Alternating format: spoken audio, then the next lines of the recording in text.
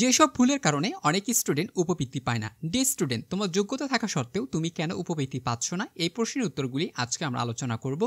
যে ভুলগুলো করা যাবে না উপবৃত্তি করার সময়, অবশ্যই মনে রাখতে হবে সেই সব ভুল থেকে সমাধান করতে হবে, যাতে করে তুমি উপবৃত্তি সঠিক সময়ে সঠিকভাবে পেয়ে যাও। সো ডে স্টুডেন্ট, আমরা এই পর্বে আলোচনা করব কি কি ভুল করা যাবে না এবং ভুল করলেও আমরা সেই সকল সমাধান কিভাবে করতে পারি। সকল প্রশ্নের উত্তর তুমি এই ভিডিওর মাধ্যমে পেয়ে যাবে। So hello my dear student, welcome to my YouTube channel Accounting Fighter. I hope you're all fit and fine.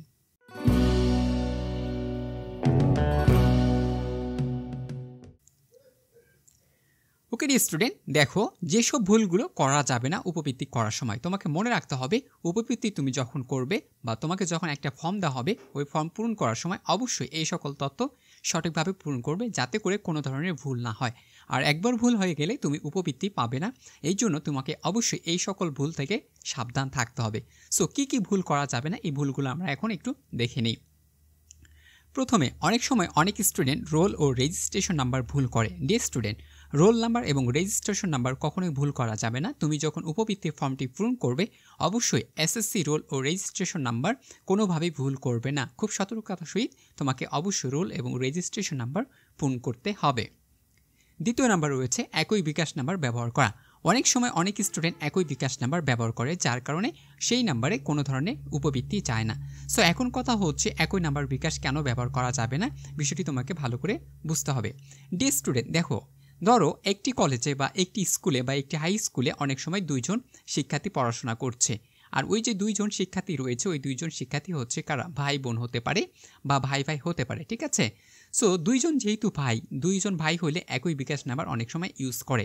So এই ক্ষেত্রে তোমাদের কি হয়ে থাকে, উপবৃত্তি কিন্তু তোমাদের নাম্বারে যাচ্ছে না। এই জন্য তোমাকে বলবো অবশ্যই একই নাম্বার ব্যবহার করবে না। তাহলে কি করবে, এটির সমাধান তোমাকে অবশ্যই একটু পরেই আমরা বুঝিয়ে দেওয়ার ট্রাই করব, ঠিক আছে। ওকে, তারপর দেখো এনআইডি নাম্বার ভুল। অনেক সময় অনেক স্টুডেন্ট পিতামাতার এনআইডি নাম্বার ব্যবহার করে, আর এনআইডি নাম্বার ব্যবহার করার সময় অনেক সময় নাম্বারটা ভুল করে দেয় বা ভুল তথ্য দিয়ে থাকে। সো ডিয়ার স্টুডেন্ট, তুমি যখন ফর্মটি পূরণ করবে অবশ্যই মনে রাখতে হবে এনআইডি নাম্বার ভুল করা যাবে না। অথবা তুমি তোমার নিজস্ব এনআইডি নাম্বার যখন ইউজ করবে, অবশ্যই সেই নাম্বারটিও সঠিকভাবে তোমাকে পূরণ করতে হবে, ঠিক আছে। মোবাইল নাম্বার অন্যজনের এনআইডি নাম্বার আরেকজনের হলে তুমি কি করবে। অনেক সময় দেখা যায় মোবাইল নাম্বার একজনের ব্যবহার করা হয়েছে আর এনআইডি নাম্বারটি আরেকজনের ব্যবহার করা হয়েছে। এই জন্য তোমাদের উপবৃত্তি তোমাদের নাম্বারে যাচ্ছে না। মনে রাখতে হবে ডিয়ার স্টুডেন্ট, তুমি যার নাম্বার বা যে ফোন নাম্বারটি ইউজ করবে ওই মোবাইল নাম্বারের ব্যক্তি যিনি থাকবেন তারই এনআইডি নাম্বার ব্যবহার করতে হবে। অনেক সময় দেখা যায়, ধরো তুমি তোমার মাতার এনআইডি কার্ড ইউজ করেছো আর মোবাইল নাম্বারটা হচ্ছে তোমার এনআইডি নাম্বার, ঠিক আছে। ধরো তোমার ফোন নাম্বারটি হচ্ছে তোমার, আর তুমি তোমার মাতার নাম্বার দিয়ে তোমার মাতার এনআইডি দিয়ে তুমি কি করেছো, ওই সিমটা ক্রয় করে কি করেছিলে, ইউজ করেছিলে, ঠিক আছে। যেহেতু তোমার হয়তো বয়স হয়নি বা তোমার এনআইডি কার্ড হয়নি, এই জন্য তুমি তোমার পিতা মাতার এনআইডি কার্ড ব্যবহার করেছো, কিন্তু মোবাইল নাম্বারটা হচ্ছে তোমার। এই জন্য কি করা হয়, ওই এনআইডি নাম্বারে বা ওই ফোনে তোমাকে উপবৃত্তি দেওয়া হচ্ছে না। তাহলে তুমি কি করবে, অবশ্যই তুমি যে নাম্বার ইউজ করবে, ঠিক আছে। ধরো তুমি তোমার পিতার নাম্বার ইউজ করেছো, তাহলে তোমার পিতার নাম্বার এনআইডি কার্ড ইউজ করতে হবে, ঠিক আছে। এই প্রশ্নের সমাধান আমরা তোমাকে একটু পরেই দিচ্ছি, তুমি খুব সহজেই বুঝতে পারবে, ঠিক আছে। ওকে, তারপর আত্মীয় স্বজনের নাম্বার ব্যবহার করা। যাদের পিতামাতা আছে, অনেক সময় দেখা যায় পিতামাতা থাকা সত্ত্বেও তারা পিতামাতার নাম্বার ব্যবহার করে না, তখন তারা কি করে, আত্মীয় স্বজনের নামটি ব্যবহার করে থাকে বা তাদের আইডি কার্ড দিয়ে যে তথ্যগুলো রয়েছে সেই সকল তথ্য দেওয়ার ট্রাই করে, যার কারণে তোমাদের উপবৃত্তি কিন্তু আসছে না। সো এই জন্য তোমাকে বলবো এনআইডি কার্ড ব্যবহার করা বা ফোন নাম্বার যখনই তুমি ইউজ করবা, অবশ্যই আত্মীয় স্বজনের নাম্বার পরিহার করবা। এখন যাদের পিতামাতা নেই, তাদের অবশ্যই ভাই বোন আছে অথবা একেবারে আত্মীয় স্বজনের যারা রিলেটেড কাছাকাছি, তাদের নাম্বার ব্যবহার করা উচিত। দূরের কোনো আত্মীয় স্বজনের নাম্বার ব্যবহার করা যাবে না। বিষয়টা মাথায় রেখে তোমাকে অবশ্যই ফর্ম পূরণ করতে হবে। তারপরে রয়েছে নামের বানান ভুল। অনেক সময় অনেক শিক্ষার্থী কী করে, যাদের এসএসসি ছিল সেই ক্ষেত্রে তাদের নামের বানান ভুল রয়েছে, কিন্তু পরীক্ষায় বা স্কুল কলেজে যেই সকল নাম দিয়েছে ওই সকল নামের সাথে এসএসসি যে রেজিস্ট্রেশন হয় ওই নামের সাথে কিন্তু নামটা মিলছে না বা ভুল হয়ে থাকে। এই যে নামের বানান ভুল বা ভুল তথ্য দেওয়ার কারণে অনেক সময় তোমাদের টাকা আসতে দেরি হচ্ছে বা টাকা আসছে না। সো এই বিষয়টা তোমাকে অবশ্যই খেয়াল রাখতে হবে। যখন তুমি ফর্ম পূরণ করবে, অবশ্যই নামের বানান যেন কোনোভাবে না হয়। তোমাকে এসএসসি যে নামটি রয়েছে, তোমাকে ওই এসএসসি কার্ড অনুসারেই নামের বানানগুলো ঠিক করে নিতে হবে, যাতে করে তোমার টাকাটা তোমার ফোনে অবশ্যই চলে আসে, ঠিক আছে। এরপর অনেক সময় অ্যাকাউন্ট নাম্বার ভুল করে। সো তুমি যে নাম্বারে টাকাটা নিতে যাচ্ছ ওই নাম্বারটা তোমাকে অবশ্যই সঠিক নাম্বার দিতে হবে। অনেক সময় অনেকেই ভুল নাম্বার দিয়ে থাকে, অথবা হয়তো যে নাম্বারটা এখন সচল রয়েছে এই নাম্বারটা দিয়েছে, কিন্তু 2 মাস বা 3 মাস বা 1 বছর পর ওই নাম্বারটা অসচল হয়ে গেছে বা ওই নাম্বারটা তারা আর ইউজ করছে না, তার মানে ওই অ্যাকাউন্ট নাম্বারটা বন্ধ আছে বা বন্ধ হয়ে গিয়েছে। সো এরকম নাম্বার তুমি যদি ইউজ করো তাহলে তোমার অ্যাকাউন্টে কোনোভাবেই টাকা প্রবেশ করবে না। এই জন্য বলবো তোমার যে অ্যাকাউন্টে সচল থাকবে সবসময়, যে অ্যাকাউন্টটি সবসময় তুমি ব্যবহার করবে এবং সবসময় তোমরা ওই অ্যাকাউন্টে ব্যবহার করে থাকো যে কোনো কাজে, তাহলে তুমি ওই অ্যাকাউন্টিং ব্যবহার করবে যাতে করে ওই অ্যাকাউন্টে যে কোনো সময় তোমার টাকাটা প্রবেশ করতে পারে, ঠিক আছে। এরপর কলেজে উপস্থিতির হার, অনেক সময় যারা স্কুল থেকে উপবৃত্তি পায় তাদের উপবৃত্তির স্কুলের যে হারটি রয়েছে এটা কী করতে হবে, বৃদ্ধি করতে হবে। অথবা যারা কলেজ থেকে উপবৃত্তি পায় অনেক সময় তোমাদের উপবৃত্তির উপর নির্ভর করে যে তুমি উপবৃত্তি কতটুকু পাবা, কিন্তু তোমার সেটা উপস্থিতির হারের উপর ডিপেন্ড করবে। তুমি যদি উপস্থিতি কম হও, অর্থাৎ কলেজে যাচ্ছ না, ঠিক আছে, হয়তো কলেজে বাসায় বলে যাচ্ছ কিন্তু তুমি কলেজে উপস্থিত ঠিকভাবে থাকছো না, যার কারণে তারা কিন্তু তোমাকে উপবৃত্তিটা দিচ্ছে না বা উপবৃত্তি ক্যান্সেল করে দিয়েছে। এই জন্য বলবো উপবৃত্তি পেতে হলে তোমাকে অবশ্যই কলেজে উপস্থিত থাকতে হবে প্রতিনিয়ত, ঠিক আছে। এরপর অনেকেই ফেল করে, ঠিক আছে। যারা উপবৃত্তি পায় বা উপবৃত্তির নামটি ফর্ম পূরণ করা হয়েছে, ঠিক আছে, হয়তো তুমি কী করেছো, ফর্মটি পূরণ করেছো কিন্তু তুমি পরীক্ষা পরবর্তীতে ফেল করেছো, যার কারণে তোমার উপবৃত্তিটা তারা ক্যান্সেল করে দিয়েছে। সো তুমি যদি ফেল করো তাহলে তোমার উপবৃত্তিটাও কিন্তু ক্যান্সেল হয়ে যাবে। এই জন্য বলবো পরীক্ষায় অবশ্যই তোমাকে পাস করতে হবে, ফেল করা যাবে না। যারা ফেল করে তাদের কিন্তু উপবৃত্তি আসবে না। সো ডিয়ার স্টুডেন্ট, আশা করি তুমি বুঝতে পারছো যে সকল প্রবলেমগুলো আমি তোমাদের দেখালাম, এই সকল প্রবলেম প্রত্যেকটা স্টুডেন্ট করে থাকে বা অনেক স্টুডেন্ট করে থাকে, যার কারণে তাদের অ্যাকাউন্টে কোনোভাবে টাকা প্রবেশ করছে না বা সেই উপবৃত্তি থেকে বঞ্চিত হচ্ছে। সো এই ভুলগুলো করা যাবে না যাতে করে তুমি উপবৃত্তি পেয়ে যাও, ঠিক আছে। সো স্টুডেন্ট, আশা করছি তুমি এই ভুলগুলো করবে না এবং তুমি যদি এই ভুলগুলো না করো তাহলে তুমি উপবৃত্তি পাবে এবং তোমার অ্যাকাউন্টে টাকা প্রবেশ করবে। এখন চলো, যে অনেক সময় ভুল হয়ে যায় অ্যাকাউন্ট নাম্বার অর্থাৎ এনআইডি নাম্বার বা মোবাইল নাম্বার বা এনআইডি যে বিকাশ নাম্বারগুলো তোমরা ইউজ করছো এগুলো আসলে অনেক সময় ভুল হয়ে যাচ্ছে। সো একই বিকাশ নাম্বার ইউজ করা যাবে না, ঠিক আছে। তোমার যদি 2 ভাই বোন হয়ে থাকে তাহলে আলাদা আলাদা নাম্বার ইউজ করতে হবে, হয়তো একজনকে পিতার নাম্বার ইউজ করতে হবে অথবা আর একজনকে মাতার নাম্বার ইউজ করতে হবে, ঠিক আছে। দুইজন ভাই বোন থাকলেও তোমাকে একই পিতার নাম্বার ব্যবহার করা যাবে না, আলাদা আলাদা ব্যবহার করতে হবে, ঠিক আছে। তারপর মোবাইল নাম্বার, এনআইডি বা অন্য একজনের এই বিষয়টা কি, এই বিষয়টা এখন তোমাদের আমি সঠিকভাবে বুঝে দেওয়ার চেষ্টা করছি। সো স্টুডেন্ট, দেখো যেভাবে সমাধান করা যাবে, তোমাদের মোবাইল ব্যাংকিং এবং ব্যাংক অ্যাকাউন্টের মাধ্যমে তোমাদের টাকা প্রবেশ করবে। তুমি মোবাইল ব্যাংকিংয়ের মাধ্যমে টাকা নিতে পারো অথবা ব্যাংক অ্যাকাউন্টের মাধ্যমেও তুমি টাকা নিতে পারবে। সো মোবাইল ব্যাংকিংয়ের মাধ্যমে তুমি যদি টাকা নিতে চাও তাহলে তোমাকে কী করতে হবে, কীভাবে অ্যাকাউন্টটি খুলতে হবে, সেই অ্যাকাউন্টের ধাপগুলো আমি এখন তোমাকে বুঝিয়ে দিচ্ছি। দেখো স্টুডেন্ট, তোমার যদি পিতা থাকে বা তুমি যদি পিতার নাম্বার ব্যবহার করতে চাও তাহলে তোমাকে কী করতে হবে, তুমি যদি পিতার নাম ব্যবহার করো তাহলে তোমাকে অবশ্যই পিতার এনআইডি কার্ড ইউজ করতে হবে, ঠিক আছে। আবারও বলছি, পিতার এনআইডি কার্ড ইউজ করতে হবে। ওই এনআইডি কার্ড দিয়ে তোমাকে একটা সিম ক্রয় করতে হবে, ঠিক আছে। সিম ক্রয় করবা অর্থাৎ মোবাইল নাম্বার কিনবা, ঠিক আছে, সিম ক্রয় করবা, ঠিক আছে। আবার বলছি সিম ক্রয় করবা প্লাস অ্যাকাউন্ট তৈরি করবা। তাহলে তোমাকে আবারও এখন বুঝাই দিই, পিতার এনআইডি কার্ড ইউজ করেছো, ওই এনআইডি ব্যবহার করে একটা সিম কিনবা, সিম কিনে তোমাকে অ্যাকাউন্ট তৈরি করতে হবে। তাহলে তোমার পিতার নাম্বারে সব কিছু থাকবে, ঠিক আছে। তাহলে অ্যাকাউন্টে কিন্তু থাকলো তোমার ওই যে পিতার এনআইডি কার্ড থাকতেছে, আবার পিতার নামে সিম ক্রয় করা হয়েছে এবং পিতার নামেও কিন্তু একটা অ্যাকাউন্ট খোলা হয়েছে। সো এই ক্ষেত্রে তোমার পিতারটা কিন্তু হচ্ছে মুখ্য বিষয়, তার মানে তোমার আর কোনো ধরনের সমস্যা হওয়ার কথা না বা প্রবলেম হওয়ার কথা না। এই ক্ষেত্রে তোমার টাকাটা চলে আসবে, আর কোনো সমস্যা হবে না। কিন্তু ঠিক আছে, তারপর তুমি যখন অ্যাকাউন্ট তৈরি করেছো, এখন তোমাকে কলেজে বা স্কুলে তোমাকে যে ফর্মটি দেওয়া হবে ওই ফর্মে তোমার এই যে অ্যাকাউন্ট নাম্বারটা আছে সেখানেই তোমাকে অ্যাকাউন্ট নাম্বারটা সঠিকভাবে দিতে হবে। আবারও বলছি, এনআইডি কার্ড ইউজ করবা, তোমার পিতার নাম্বার এনআইডি কার্ড দিয়ে একটা ফোন সিম কিনবা, সিম কিনে ওই অ্যাকাউন্ট একটা তৈরি করবা, কেনার পর তোমার অ্যাকাউন্ট নাম্বারটা তোমার কলেজ বা স্কুলে তোমাকে কী করতে হবে, সঠিকভাবে ওই ফর্মটি ফিল আপ করে দিতে হবে, ঠিক আছে। এখন কথা হচ্ছে, অনেকের পিতা থাকতে পারে আবার অনেকের পিতা থাকবে না। সো সেই ক্ষেত্রে তুমি কী করবা, যদি পিতা না থাকে তখন তোমাকে মাতার নাম ইউজ করতে হবে। তাহলে তুমি যদি মাতার নাম ইউজ করো তাহলে কী করবে, বিষয়টা আমি তোমাকে একটু বুঝিয়ে দিই। তুমি যখন তোমার মাতার নাম ইউজ করবে অবশ্যই তোমার মাতার এনআইডি কার্ড ইউজ করতে হবে, ঠিক আছে। এনআইডি কার্ড ইউজ করবে, আবার ওই এনআইডি কার্ডে একটা সিম কিনবা, সিম কেনার পর আবার একটা অ্যাকাউন্ট তৈরি করবা, অ্যাকাউন্ট তৈরি করার পর আবার যখন অ্যাকাউন্ট ফিল আপ করতে দিবে তোমাকে স্কুল থেকে বা কলেজ থেকে, তখন তুমি ফর্মটি পূরণ করে দেবা। শুধুমাত্র মাতার নাম ইউজ করবে, তার মানে তোমার মাতার এনআইডি কার্ড হবে, তোমার মাতার সিম হবে, তোমার মাতার অ্যাকাউন্ট হবে এবং অ্যাকাউন্ট নাম্বারটা তুমি দিয়ে দেবা, ঠিক আছে। যদি পিতা থাকে পিতা হইলে পিতা, আর মাতা হইলে মাতা তোমাকে ইউজ করতে হবে।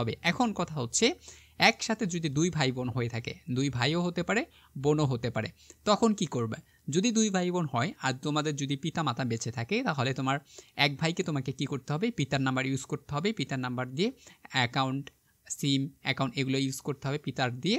আর যদি আরেক ভাই থাকে তখন তোমাকে কি করতে হবে, মাতার নাম ইউজ করতে হবে। ঠিক আছে, তার মানে আলাদা আলাদা করে তৈরি করতে হবে, একসাথে একই নাম্বার ব্যবহার করা যাবে না। ধরো দুই ভাই আচ্ছা, দুই ভাই যদি পিতার একটা নাম্বারই ইউজ করো বা অ্যাকাউন্ট ইউজ করো, তাহলে কিন্তু ওই নাম্বারে তোমাকে টাকা ব্লক করে দিবে, অর্থাৎ তোমার নাম্বারে অ্যাকাউন্টে টাকা যাবে না। তার মানে যদি দুই ভাই থাকে বা দুই বোন থাকে, ঠিক আছে, তখন তোমাকে আলাদা আলাদা নাম্বার বা অ্যাকাউন্ট তৈরি করে নিয়ে তোমাকে কিন্তু ওটা ফর্মটি ফিল আপ করতে হবে। ঠিক আছে, এই জন্য বলবো যদি দুই ভাই বোন থাকে তাহলে পিতা হলে পিতার নাম্বার অথবা মাতা হলে মাতার নাম্বার ইউজ করবা আলাদা আলাদা করে। কিন্তু দুই ভাইয়েরই যদি কোনো পিতা মাতা না থাকে, তখন তোমার রেকর্ড আত্মীয় বড় ভাই বোনদের আলাদা আলাদা নাম্বার ইউজ করবা।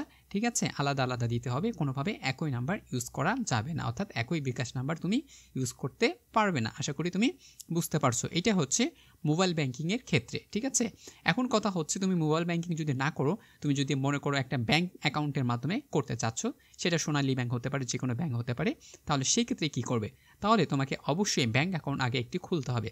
সো ব্যাংক অ্যাকাউন্ট খোলার জন্য তোমাকে যে প্রসেসগুলো বলবো সেটা তোমাকে ভালোভাবে মাথায় রাখতে হবে। সো এই ক্ষেত্রেও তোমার যদি পিতা থাকে তাহলে তোমার পিতার নামে একটা ব্যাংক অ্যাকাউন্ট খুলতে হবে। আবারও বলছি, তোমার যদি পিতা থাকে তাহলে তোমার পিতার নামে একটা ব্যাংক অ্যাকাউন্ট খুলতে হবে। যা কিছু করবা শুধুমাত্র তোমার পিতাই হবে এখানে মুখ্য বিষয়, তার মানে তোমার পিতার নামে সব কিছু হবে। তার নামে তুমি অ্যাকাউন্ট খুলবা, তোমার অ্যাকাউন্টে যা কিছু তথ্য দিতে হবে, ঠিক আছে, তথ্য যা কিছু চাই তারা ব্যাংক অ্যাকাউন্ট করার সময় তোমাকে অবশ্যই শুধুমাত্র পিতার তথ্যগুলো দিতে হবে, এবং পিতার যে তথ্যগুলো তুমি এখানে দিবা সেই তথ্য দিয়ে একটা অ্যাকাউন্ট করা হবে। ওই অ্যাকাউন্ট নাম্বারটা আবার তুমি কী করবা, ফর্ম ফিল আপ করে দেবা। ঠিক আছে, তুমি কী করবা, ফর্মটা পূরণ করে দেবা। ঠিক আছে, ফর্মটা তুমি কী করবা, পূরণ করে দেবা ওই পিতার নাম্বার হয়ে। যদি তোমার পিতা না থাকে, ঠিক আছে, এবার ক্রস, তাহলে তোমার মাতা অবশ্যই আছে, তাহলে তুমি মাতার নাম দিয়ে একটা ব্যাংক অ্যাকাউন্ট তৈরি করবা। ঠিক আছে, তাহলে তোমার মাতার নাম্বার দিয়ে তুমি কী করবা, একটা ব্যাংক অ্যাকাউন্ট তৈরি করবা। তোমার ব্যাংক অ্যাকাউন্ট তৈরি হয়ে গেলে যে অ্যাকাউন্ট নাম্বারটা তোমাকে দেওয়া হবে, ওই অ্যাকাউন্ট নাম্বারটা তুমি আবার কী করবা, দিয়ে তোমাকে কী করতে হবে, ফর্মটা পূরণ করতে হবে। ঠিক আছে, কি হবে, ফর্মটা তোমাকে পূরণ করতে হবে। সো এই ক্ষেত্রে অনেকের পিতা থাকতে পারে, আবার মাতা থাকতে পারে, আবার পিতা মাতা কেউ না থাকতে পারে। সো সেই ক্ষেত্রে তোমার বড় ভাই বড় আপু থাকতে পারে, অথবা নিকট যেগুলো আত্মীয় রয়েছে কাছের তাদের নাম্বার ইউজ করবা।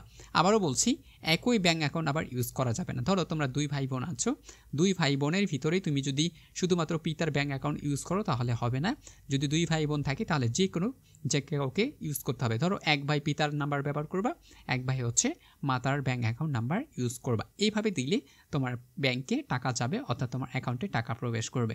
ঠিক আছে, তুমি যদি মনে করো তোমার এই ধরনের সমস্যা হচ্ছে, তাহলে তুমি অবশ্যই সেগুলো নিয়ে স্যারদের সাথে কথা বলো এবং সেইভাবে তুমি ফর্মটি পূরণ করো, তাহলে তোমার ব্যাংকে টাকা যাবে, কোনো ধরনের সমস্যা হবে না। আশা করি বুঝতে পেরেছ। এরপর দেখো আরও গুরুত্বপূর্ণ তথ্য যেভাবে সমাধান করতে হবে। দেখো তোমাকে আরও দেওয়া হয়েছে, এখানে আমি তোমাদের হাইলাইটস করে দিয়েছি আবেদন ফর্ম পূরণ করার নির্দেশাবলী। তুমি যখন আবেদন ফর্মটি পূরণ করবে, তোমাকে এই সকল তথ্য মেনেই আবেদন ফর্মটি পূর্ণ করতে হবে, তাহলে তুমি টাকা পাবা, অর্থাৎ তোমার অ্যাকাউন্টে টাকা প্রবেশ করবে। এক নম্বরে বলা হয়েছে আবেদনকারী শিক্ষার্থী অত্যন্ত সতর্কতার সাথে, এক নম্বরটা তুমি দেখো। ঠিক আছে, আবেদনকারী অত্যন্ত সতর্কতার সাথে সঠিক তথ্য কী করবে, নিশ্চিত করবে। তোমাকে বলেছি সঠিক তথ্য দিবা।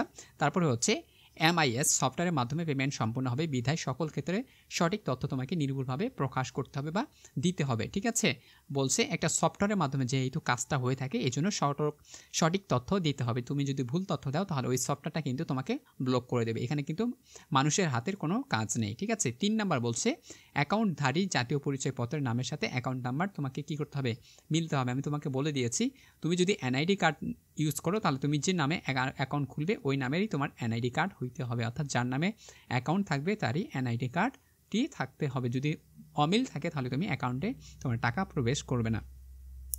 4 নম্বরে বলছে একই অ্যাকাউন্ট নম্বর একাধিক শিক্ষার্থী ব্যবহার করতে পারবে না। তার মানে ওই যে বললাম তোমার যদি বিকাশ নাম্বার একটা হয় কিন্তু তোমার দুই ভাই আছে, দুই ভাই যদি একই বিকাশ নাম্বার ব্যবহার করো তাহলে হবে না, তোমাকে আলাদা আলাদা অ্যাকাউন্ট নাম্বার ব্যবহার করতে হবে। অ্যাকাউন্টধারী মোবাইল ব্যাংকিংয়ের মাধ্যমে নিতে পারবে, অথবা সচ্ছল নগদ হতে পারে, রকেট হতে পারে, বিকাশের মাধ্যমে, তুমি যে কোনো মোবাইল ব্যাংকিংয়ের মাধ্যমে নিতে পারো, কোনো ধরনের প্রবলেম নেই। আবার তুমি চাইলে ব্যাংক অ্যাকাউন্টের মাধ্যমেও নিতে পারবা। 6 নম্বর বলছে অসম্পূর্ণ তথ্য সম্বলিত ফর্ম বাতিল বলে গণনা হবে। তুমি যদি একটি ফর্ম পূরণ করছো কিন্তু সেখানে অসম্পূর্ণ তথ্য অর্থাৎ অর্ধেক পূরণ করেছো আর অর্ধেক পূরণ করনি, তাহলে তোমার ওই ফর্মটি বাতিল হয়ে যাবে। তার মানে তোমার অ্যাকাউন্ট কোনোভাবেই তৈরি করা হবে না। আশা করি তোমরা এই সকল তথ্য বুঝতে পেরেছো। তারপর আরও সংযুক্তি দেওয়া হয়েছে পাসপোর্ট সাইজে সদ্য তোলা 1 কপি তোমাদের ছবি জমা দিতে হবে, অনলাইন জন্ম নিবন্ধন সনদপত্র ফটোকপি দিতে হবে, বাবা মায়ের NID কার্ডের জাতীয় পরিচয়পত্রের ফটোকপি দিতে হবে, SSC পরীক্ষার মার্কশিট বা অ্যাডমিট অ্যাডমিট কার্ডের ফটোকপি দিতে হবে, মোবাইল ব্যাংকিং অ্যাকাউন্ট বিকাশ নম্বর বা নগদ নম্বর বা রকেট নম্বর যার নামে যেভাবে খোলা আছে ওই অ্যাকাউন্ট নম্বরটি তোমাকে দিতে হবে। অবশ্যই সেখানে এনআইডি কার্ডের সাথে কিন্তু মিল থাকতে হবে, ঠিক আছে। তারপরে দেখো সংযুক্ত সকল ফটোকপিগুলো অবশ্যই স্পষ্ট হইতে হবে এবং A4 সাইজ পেপারে পেতে হবে। কি ফোর? A4 size. তো A4 না বুঝতে পারলে তোমাকে দোকানে যে শুধু বলবো একটা A4 পেজ। A4 পেজ বলতে যে একটা দোকানে তোমাকে সাদা পেজ দেওয়া হবে ওইটার সাইজটা হচ্ছে A4 পেজ, অর্থাৎ A4 সাইজের একটা পেজ থাকবে, ওই A4 সাইজে পেজটা হতে হবে। সো স্টুডেন্ট, এইগুলোই ছিল তোমাদের উপবৃত্তি ফর্ম পূরণ করার সঠিক তথ্য। এই সকল তথ্য তুমি যদি মিস করো তাহলে তুমি কোনোভাবে অ্যাকাউন্ট তৈরি করতে পারবে না, আর অ্যাকাউন্ট তৈরি না করতে পারলে বা অ্যাকাউন্ট তৈরি করতে তুমি যদি ব্যর্থ হও তাহলে তোমার অ্যাকাউন্টে কোনোভাবে টাকা প্রবেশ করবে না। সো স্টুডেন্ট, আশা করছি এই সকল তথ্য তোমাদের অনেক উপকার করবে। সো যদি ভিডিওটি ভালো লেগে থাকে তাহলে তোমাদের বন্ধুদের সাথে অবশ্যই ভিডিওটি শেয়ার করো, যাতে করে তারা উপকৃত হতে পারে এবং তারাও তোমাদের মতো টাকা পেয়ে ধন্য হতে পারে। So thank you very much.